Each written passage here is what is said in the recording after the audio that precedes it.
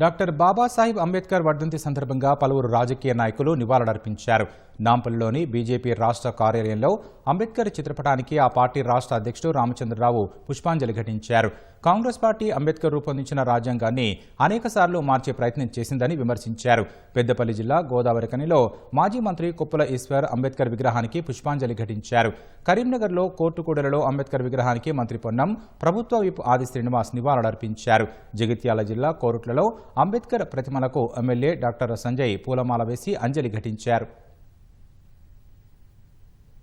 Bharatiya Janata party గౌరవిస్తున్నది. Bharatiya Janata రాజ్యాంగ ఒక స్ఫూర్తిని కూడా బీజేపీ ప్రభుత్వం మాత్రమే తీసుకుపోతా ఉంది.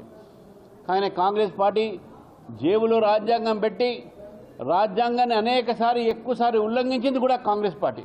వారు ఒక దళితులకే నాయకుడు కాదు, దేశవ్యాప్తంగా దేశ ప్రజలకు నాయకుడు అని చెప్పేసి ఈరోజు బాబాసాహెబ్ అంబేద్కర్ మనం గుర్తించాల్సిన అవసరం ఉన్నది. ఈ దేశానికి గొప్ప రాజ్యాంగాన్ని అందించి అన్ని వర్గాలకు హక్కులను సృష్టించినటువంటి మహానేత డాక్టర్ బాబాసాహెబ్ అంబేద్కర్ గారు, వారి యొక్క స్ఫూర్తి వల్లనే ఈరోజు దేశంలో ఉన్నటువంటి అన్ని వర్గాలు కూడా తమ యొక్క జీవన విధానంలో ప్రతి నిమిషం వారు అందించినటువంటి హక్కులను పొందుతూ అనేక మందికి జీవితాన్ని ఇచ్చినటువంటి నాయకుడు డాక్టర్ బాబాసాహెబ్ అంబేద్కర్ గారు.